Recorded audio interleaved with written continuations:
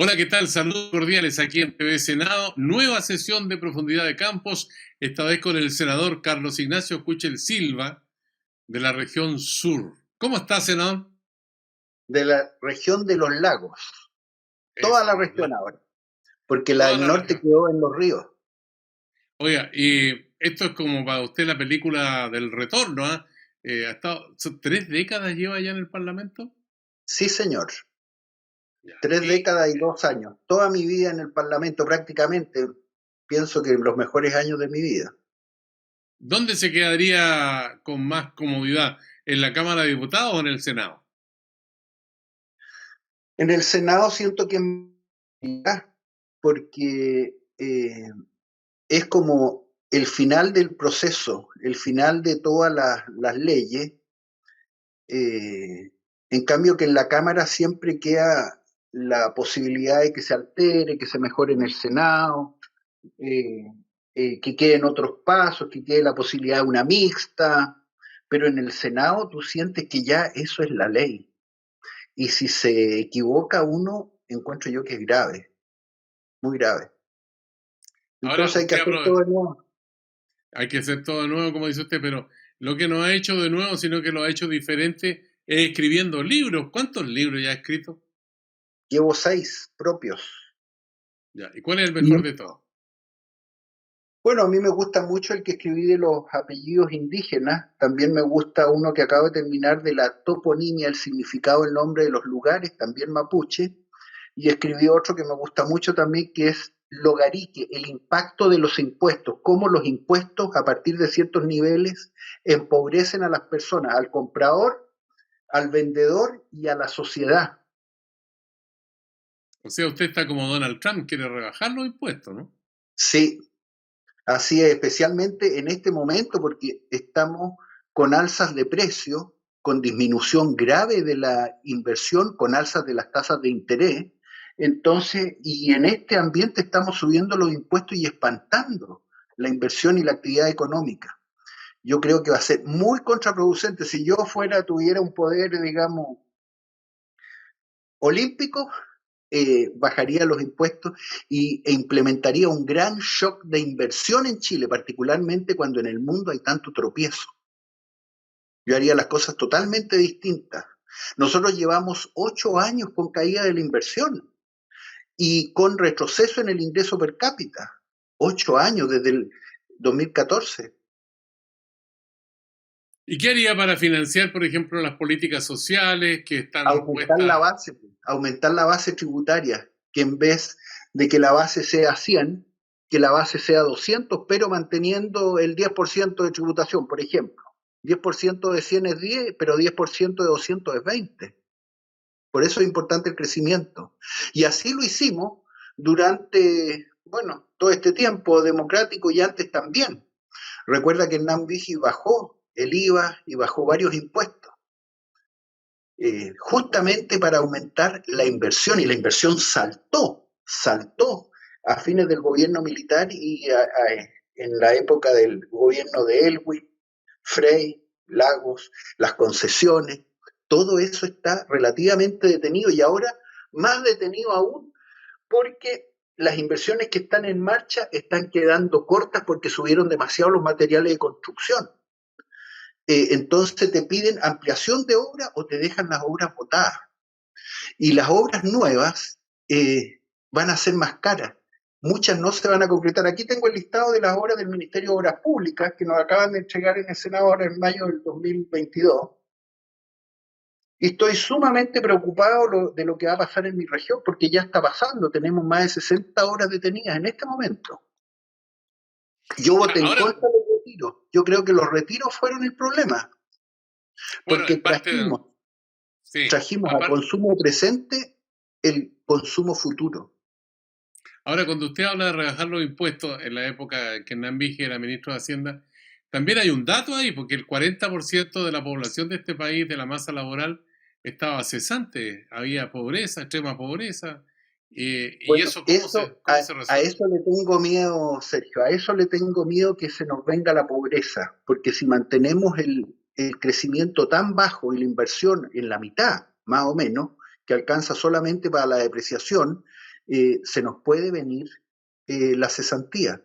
Y todos estos subsidios, ayudas para el empleo, etcétera, etcétera, artificios para compensar errores mayores, generales, y después artificios particulares, no van a ser suficientes. Esa es mi preocupación. Yo estoy totalmente en otra perspectiva económica, fíjate. ¿Qué haría con el IVA, por ejemplo, que se considera discriminatorio, que afecta a los más pobres, a los que tienen menos recursos, a la clase media incluso, que Bueno, el destinan IVA gran parte... yo lo rebajaría un poquito porque creo que el IVA es una invitación a burlarlo, porque digamos que, bueno, es 19, pero pensemos que una de cada 5 cosas son del gobierno. Una de cada 5 vacas, una de cada 5 pescados, de cada 5 panes. Entonces la tentación de un 20%, un 19%, esa es la utilidad. Las empresas tienen utilidades de 6%, de 5%. ¿Cuánto te cobran en intereses? Entonces, muy tentador no pagar el IVA. Tú me hablabas antes de partir con esto del tema de la ilusión y la evasión tributaria. Bueno, cuando los impuestos son demasiado altos, son una invitación muy potente a la ilusión y pagan solamente la gente honrada, pues después el que puede no paga. Claro, pero por ejemplo ahí, según dijo el ministro de Hacienda, supera el 7% del PIB la evasión y la elusión tributaria, y eso serviría, por ejemplo, para financiar 600.000 Claro, viviendas en 4 años. claro, sí, pero todo esto, o sea, a ver, es que tú ya me dijiste que yo llevo hartos años acá y todas las veces que se han subido los impuestos que se han subido, yo creo que como, no sé, unas 7 u 8 veces, siempre es lo mismo y nunca se logra el objetivo y más bien a veces se recauda menos. El 2014 se iba a recaudar 8.000 millones, se recaudó 5 y los 3.000 deuda, deuda, deuda. Y estamos batiendo récord en deuda pública interna y externa de Chile ahora. Y vamos a seguir. Y eso no lo estamos deteniendo, estamos retrocediendo. Y todo esto, entre comillas, beneficios lo estamos pagando con deuda, no con producción. Ahora, hay una crítica que usted que ha escrito sobre bastante economía, digamos, que se ha hecho en el sentido que en el gobierno del presidente Piñera, por ejemplo, se focalizó mucho la ayuda al comienzo y después se hizo generalizada, cuando debería haber sido al revés. Y que de ahí Claro, surgió, por ahí ejemplo, el incentivo para los retiros de los el fondos de IFE, pensiones. el IFE universal lo exigió la oposición. A ver, los retiros los exigió la oposición. El presidente es cierto que nos atrasamos en varias cosas, pero no para haberlo hecho esto de la forma que lo hicimos. Pero, y si no, no te aprobaban porque no tenía mayoría el presidente Piñera. Entonces se terminaron haciendo cosas menos malas, pero igualmente malas. eh, porque no hay análisis. Bueno, yo hice un proyecto para que el Banco Central también informe a la Cámara de Diputados, porque el Banco Central informa solamente al Senado, claro que el Senado tampoco le hizo caso, eh, pero ellos manejan una información técnica de primera mano en el mundo. Y no le hacemos caso. ¿No? En las cámaras políticas, bueno, mi abuelo me hablaba a mí siempre de economía política, porque la economía no es 100%, eh, a ver, ausente de la sociedad. A ver, es política la economía. Y eso hemos dejado de considerarlo así, lo hemos olvidado. Y estos retiros, por ejemplo, provocaron un enorme impacto inflacionario porque no aumentaba la oferta, aumentaba solamente la cantidad de dinero que se iba sano, dinero sano, ahorrado sano, invertido, pero que se iba a consumir muy en el futuro y se trajo todo al presente y en el presente no aumentó la producción, más bien incluso en algunos casos se contrajo. Entonces todo se fue a precio, porque trasladamos 3 veces la curva de demanda de toda la sociedad chilena. Y Pero después querían un cuarto punto. en ese momento la gente cuando hizo retiro del 10%, algunos eran para pagar deudas, otros para Sí, claro, claro, compromisos, y otros lo así es, destinaron al consumo, por ejemplo, comprar automóviles, y hoy así día es. es difícil transitar en las capitales de todo el país. Ya, pues, ahí tenéis, ¿ves? Esos son distorsiones económicas porque partimos de una distorsión mayor y llegamos a distorsiones menores, masivas, en distintos mercados. Entonces quieren ahora que las municipalidades repartan gas, vendan combustible, vendan remedios, vendan herramientas, vendan latas. Mira, eso es cuando distorsionamos el funcionamiento de la economía. La economía es una herramienta, es un medio, no es un fin. Y hay que usarla bien, es como un martillo. Si tú usas el martillo y te pegan los dedos, te duele, pero el martillo hay que usarlo para clavar clavos, no para Ahora, darte el dedo. eh, senador Kuch, cuando uno observa todo este panorama que tenemos y que uno tiene que remontarse un poco a la historia que hemos vivido, ¿no? Donde usted menciona el caso de los remedios, ahí está la colusión de la farmacia, la colusión de los pollos, la lista es larga, y Así finalmente es, terminamos con así una es. cantidad de abusos que Sí, representaron el estallido social y que hoy día nos tiene enfrascado en una nueva constitución. Entonces, ¿cómo claro. hacer para que los abusos se terminen? Por ejemplo, en el precio No, del gas, que a pesar que está caro el gas, pero también hay un margen de abuso ahí en los precios, porque los municipios han dicho que podría venderse mucho más barato. En el caso de los medicamentos, todavía hay diferencias que son sustantivas entre lo que vende una farmacia, por ejemplo, regular, y que regular es bien. de la comunidad, y por otra parte, las Sí. cadenas de farmacia. Entonces, Sí. ahí están. Bueno, en el caso de la farmacia recuerdo perfectamente cuando yo integré una comisión investigadora de los precios de la farmacia y también de las colusiones de la farmacia y las leyes que se hicieron que fueron para prácticamente para exterminar las pequeñas farmacias porque se exigía un químico farmacéutico en cada farmacia y las farmacias pequeñas a veces eran de empresarios que no eran químicos farmacéuticos. Esos sonaron todos y al final pudieron resistir unas cuantas. Eso pasa en todos los mercados.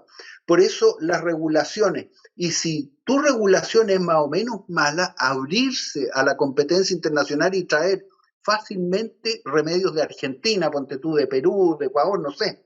Pero eso también lo dificultamos. Entonces al final no permitimos desarrollo en los mercados. Lo mismo con todos los productos, tratar de que haya el máximo de competencia interna y externa. Ese es Ahora, mi pensamiento. senador Kuchek, hace poco hablamos con un colega suyo, el senador Rojo Edward, y recordaba con cifras que cuando se han subido los impuestos, cuando menos el Estado ha recaudado.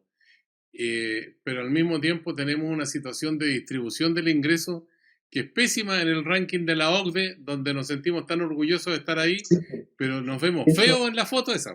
claro. Y eso yo creo que no se va a arreglar con los impuestos, se va a arreglar con mejores empleos y mejor eh, productividad de las personas y mayor uso de capital para las personas. Porque es distinto una persona trabajando con un balato, con un asadón, que trabajando con un arado y un tractor.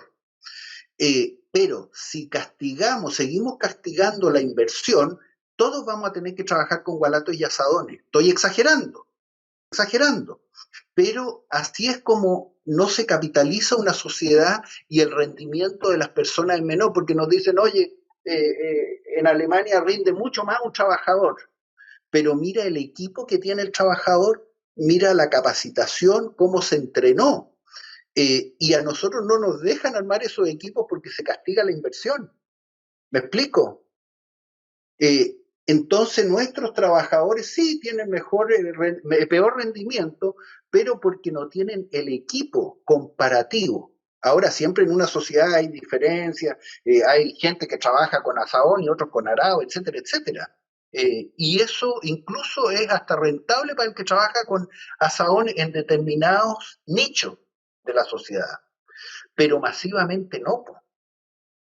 Senador Carlos Kuchel, sabe que me quedó dando vuelta esta situación de obras públicas, la inversión. ¿Qué le parece? Hacemos una pausa y hablamos de eso en relación con la Bueno, región de los lagos que usted representa en la Cámara Alta, aquí en Profundidad de Campos, en el canal del Senado. Una pausa y volvemos enseguida. muchas gracias.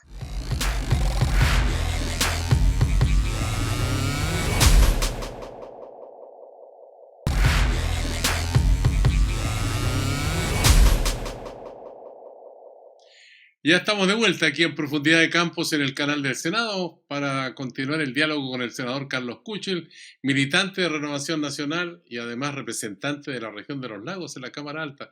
Senador, usted mencionó la primera parte, obras públicas, entre muchos otros antecedentes que forman parte de la activación económica. ¿Cómo están las obras públicas en la región de los lagos? El puente de Chacao, por ejemplo, que ha sido un sueño, pero al mismo tiempo una pesadilla, ¿no?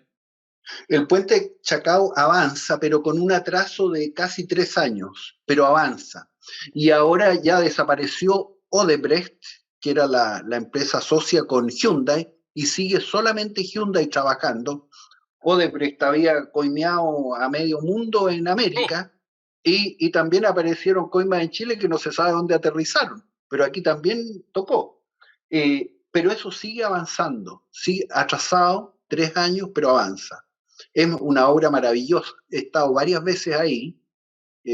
Bueno, va a ser algo muy atractivo para Chiloé, para la gente. Y también avanza la doble vía de Chacao a Chonchi y el bypass de Castro.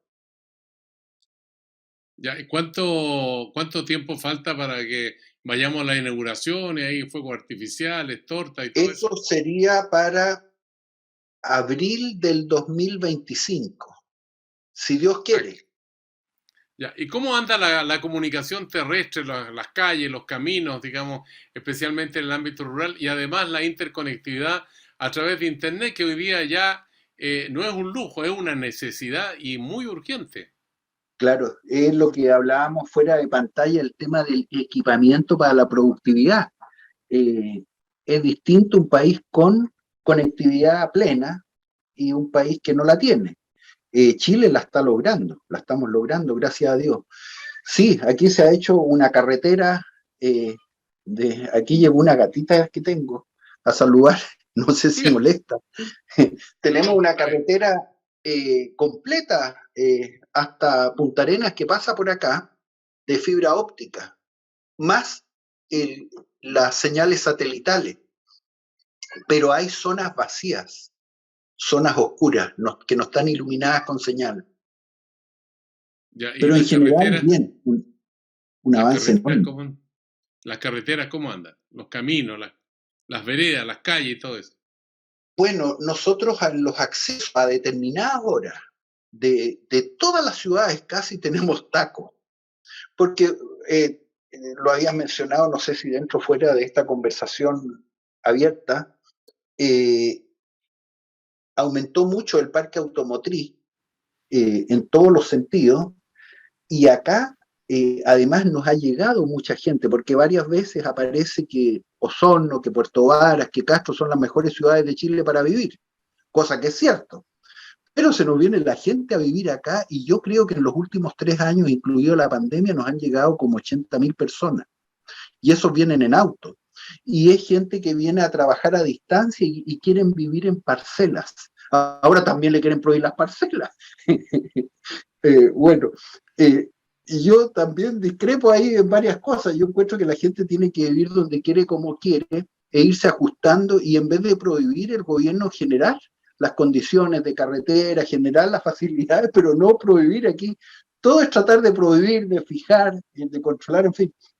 Eh, y esa libertad nos está favoreciendo, pero es un gran desafío, los tacos, como te digo. Entonces yo pienso que tenemos que hacer carreteras, duplicar la capacidad de carreteras, triplicarlas, no sé, hacer cinturones en las ciudades, porque nuestras ciudades son pequeñas y están acostumbradas a que todo tenga que pasar por el centro. Si tú quieres ir de una punta a otra, a veces puntas cercanas tienes que ir al centro para dar la vuelta, cosa que, en vez de tener un cinturón de circunvalación como es por ejemplo Américo Vespucio en Santiago. Cosas así podríamos tener nosotros también y tenemos pedacitos. Senador Carlos Kuchel, cuando yo era estudiante iba a Puerto Montt, qué sé yo, ahí tenía una amiga, doña Luisa Cárdenas, que era directora de la Escuela 5, el alcalde Emerson, seguramente usted lo recuerda, lo va a nombrar, Así y es. lo hacía el viaje por tren. El tren llegaba en perfectas condiciones, tanto el ordinario como el rápido, y el transporte de carga era tremendamente fluido, qué sé yo, y hoy día la red ferroviaria, bueno, usted sabe cómo está, y ahí en la Bueno, zona aquí se de los inauguró lagos, ¿hace falta la red sí, ferroviaria con más intensidad o no? sí, aquí se inauguró el ferrocarril. Como tú debes saber, se compraron unos vagones usados en España y todo eso guateó rápidamente. A los 2 meses de inaugurado fracasó todo. Yo soy partidario ahí también de llamar a una concesión internacional del ferrocarril, pero no a través de la empresa chilena de ferrocarriles. Una concesión. así como tenemos concesionadas las carreteras, ver. Y todo esto va mejorando. Por ejemplo, vimos el tema del agua, de la desalinización del agua ayer, justamente ayer, con dos grandes expertos de Israel que estuvieron en la comisión, y todo eso se puede encontrar en el canal del Senado, porque todo está grabado. Eso es lo magnífico que tenemos en el Senado hoy día. Y ellos decían que la primera concesiones de desalinización de agua en Israel, eh, el metro cúbico costaba $1 y ahora cuesta 45 centavos de dólar.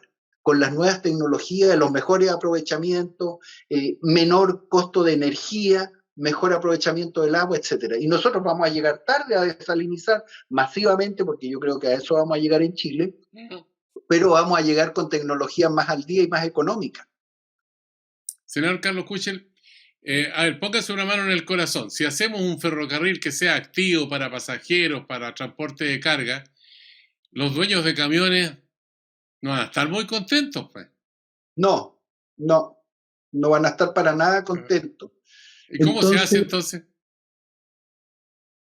Porque bueno, hoy día se toman las carreteras por otros claro, yo motivos, veo, pero sí, es que si seguimos así, Sergio, vamos a tener tacos por todos lados, porque nos quejamos de la pobreza, etcétera, etcétera, pero en Chile todos tenemos autos, y no uno, a veces dos, tres, depende del tamaño de la familia, el trabajo de los hijos, etcétera, etcétera, y cuando te ponen restricciones vehiculares, mucha gente en vez de venden su auto caro y se compran dos más baratos, o tienen uno caro y uno barato, porque así está la cosa ahora.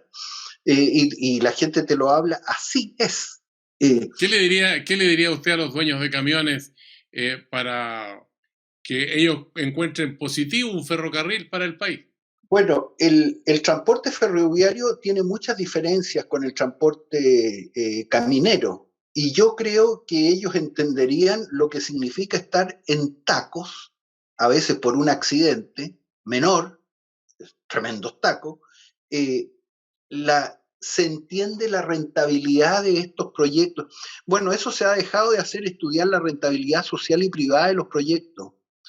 Ahí hay que ver, y si ese ferrocarril sale muy caro y no es rentable, y es más conveniente seguir con los tacos hasta cierto nivel, seguimos con los tacos. Pero esos son estudios de rentabilidad que hay que hacer. Porque Son, los tacos es una gran pérdida económica de riqueza de la gente, y gente que pasa 2 horas al día en un taco, de ida y de vuelta a veces. así Eh, ocurre, esto claro. es, eso es mucha pérdida, media jornada laboral en un taco. Y Ahora, después decimos, no, reduzcamos las horas, trabajemos 40 horas, pero si se te va 20 horas en taco a la semana por lo menos, ¿te fijas? No. senador Carlos Kuchel, quiero darle vuelta a la página porque en este momento está en pleno desarrollo una convención constitucional para escribir la Carta Fundamental que nos va a regir 30, 40 o 50 años después. Pero ¿cómo se entiende que en la partida de la convención hubiera gente que estaban por el apruebo y otros por el rechazo, incluso con campaña, sin que se haya escrito ni siquiera la primera letra? Hoy día estamos como a mitad de camino. Pero ¿cómo se entiende eso que algunos estaban por el rechazo? Se armó toda una campaña, otros por el apruebo, y si no había nada escrito. Bueno, porque tenemos prejuicios, juzgamos antes de conocer las cosas, caricaturizamos, ponemos etiqueta. Yo era de los partidarios de tener eh, reformas a la Constitución que teníamos, que pienso que es la que ha permitido todos estos progresos con las dificultades eh, que hemos vivido y que ha transformado nuestro país. Mi partido, Renovación Nacional, estaba muy dividido, y al comienzo la mayor parte era partidaria del apruebo, pero ahora ya bastantes más son partidarios del rechazo. No sé cuál será la situación actual. Pero yo veo que el esquema del rechazo, del que yo siempre fui del rechazo, digamos, yo, como te repito, pero yo veo que los mismos constituyentes desacreditaron su trabajo desde el primer día a veces. Y después, si uno analiza los procedimientos, por ejemplo, tú estás ahí en el Senado, igual que yo, y conoces los reglamentos que tenemos para constituir las comisiones, fijar los horarios y el funcionamiento. Tenemos reglamentos que son más o menos los mismos en todo el mundo. 6 meses estuvo la constituyente fijando los reglamentos. Entonces, cuando los mismos secretarios le podrían haber dicho, mire, esto para manejar comisiones tan grandes se hace así y así, y así usted no pierde, se va al fondo de los temas y no pierde tiempo en cosas reglamentarias, de procedimiento. Bueno, todo eso a mí me causó mala impresión desde el comienzo. Y ahora, Ahora, bueno, no me gusta lo que ha resultado. ahora puede ganar el apruebo, puede ganar el rechazo, y si gana el rechazo, ¿qué escenario ve usted ahí? Yo creo que con los dos escenarios ganan, a ver, hoy yo creo que está muy parejo. Puede ganar el apruebo, puede ganar el rechazo. Y creo que esos dos escenarios son como difíciles, son escenarios transitorios. Tú decías que esta es una constitución para 30, 40 años. Yo creo que si el resultado es apretado como va a ser, no va a ser por tanto tiempo. Va a ser muy transitoria, va a tener muchos elementos transitorios y vamos a estar sujetos a una especie de péndulo, que yo creo que estamos en un péndulo. Ahora, bueno, en todo este contexto, digamos, de discusión, debate, conflictividad, también estamos mirando la violencia en todas sus formas. Por ejemplo, la violencia estudiantil, la violencia de los delincuentes, del narcotráfico, la violencia en la macrozona sur. Específicamente la macrozona sur, ya que usted es senador en esa zona del territorio, senador Carlos Kuchen, ha habido muchas fórmulas. El presidente Piñera armó una mesa del Cerro Ñelol, estados de emergencia, con las consecuencias que pudimos ver, digamos, y la violencia sigue ahí. Después ha habido otras propuestas. En este momento se está buscando una situación intermedia para las Fuerzas Armadas. Usted, con la mano en el corazón también, ¿cuál es la clave o las Con la mano en claves? el corazón, Sergio, con la mano en el corazón, yo creo que los distintos equipos de inteligencia del país saben quiénes son los violentos, saben dónde están, saben lo que tienen, etcétera. Y le estamos dando la vuelta del perro leso, eh, no yendo al tema, y nos equipamos, hacemos leyes, pero todo por el lado, todo por la tangente. Aquí se sabe quiénes son los violentos, están grabados, están, todos son conocidos. Nosotros acabamos de hacer unas propuestas como bancada de senadores al presidente Boric, que acabamos de estar con él ahora hace 2 días, de Las naturaleza 35 política. medidas. Sí, las 35 medidas de naturaleza política, de no seguir haciéndose los lesos y destacando incluso a los violentistas, a la primera línea, de naturaleza legislativa y de naturaleza administrativa. No todo es ley. Y después tengo aquí cómo votó cada uno de las personas en la ley de robo de madera, por ejemplo. En la la ley 2 de robo de madera, la ley que se llamó Naín, la ley Juan Barrio, la renuncia expresa a la violencia de los partidos políticos, que hay gente que vota en contra que los partidos políticos propicien la violencia. La persecución, mejorar las herramientas de persecución del narcotráfico, la ley antibarricada, la reforma constitucional que crea un estado de alarma y protección de la infraestructura crítica, la ley antiportonazo y distintas leyes de sanción a la delincuencia. Y aquí tengo los votos de las autoridades que hoy día todo esto le está rebotando en las narices, fíjate. Ahora una línea para enfrentar el otro problema. ¿Cómo se resuelve esta reivindicación que reclaman sectores del pueblo mapuche de territorios, de tierras? ¿Usted cree que eso es legítimo que lo hagan o es ilegítimo, que no tiene sentido y que eso habría que terminarlo de alguna manera? Yo creo que hay elementos legítimos y hay la mayor parte de elementos ilegítimos. Y eso es lo que hay que separar, la paja del trigo, y separar los métodos con que eso se trabaja. Porque, ¿qué es lo que yo veo? Pasando por la región, se han entregado como 300.000 hectáreas a comunidades, y a veces a comunidades que solamente son violentas. Se le entrega un campo y el campo queda botado. Tú pasas por ahí y el campo está abandonado. Se cortaron los árboles, se acabaron las vacas y ahí quedó. ¿Por qué? De nuevo, lo que hablábamos de la productividad en un país en otro, porque la productividad en un predio no es solamente la tierra, es el capital de trabajo, las maquinarias, la tecnología, los fertilizantes, etcétera. Y el mundo ya ha avanzado mucho, no es solamente la tierra, y la tierra es un tercio. Yo conozco un poco los campos.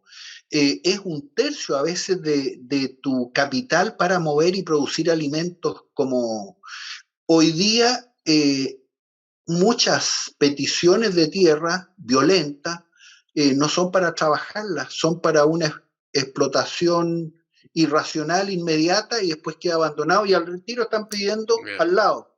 Pero se está retirando mucha tierra de la producción. Justamente en la zona triguera, el pan en Chile va a seguir subiendo. ¿Qué crees que te diga? Porque se está sembrando un 25% menos de trigo este año respecto del anterior, que ya era menor que el anterior. ¿Por qué? Porque se queman las plantaciones de trigo antes de la cosecha, se queman las bodegas, se queman las maquinarias. Y esa es la zona triguera de Chile. Y si Bien. sube el dólar, va a subir el trigo importado, va a subir la harina importada. Entonces vamos a quedar con el pan carísimo para Chile. ¿Por qué? Porque no despejamos temas. Bueno, un trago amargo para cerrar esta conversación con el senador Carlos Kuchel, aquí en Profundidad de Campo del canal del Senado. Senador, le agradecemos su buena disposición para este diálogo. Bueno, y esperamos seguir con usted porque le queda harto tiempo en el ejercicio de esta responsabilidad en la Cámara Alta. Así que tenga un buen desempeño y que aplique todo su aprendizaje aportando ahí en el Senado, ¿eh? Pero sí, gracias Sergio. Esto no es fácil porque yo hablo, digamos, contra la opinión general, incluso a veces de mi partido.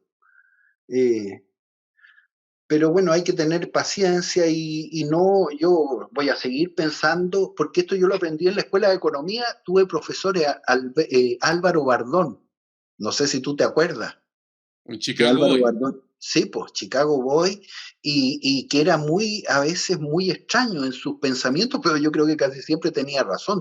Yo tuve magníficos profesores de economía para mi gusto, incluso repetí porque uno se equivocaba en una prueba, ponte tú, de 12 pasos, me equivocaba en el primero y ya salía perdido en el último, ¿te fijas?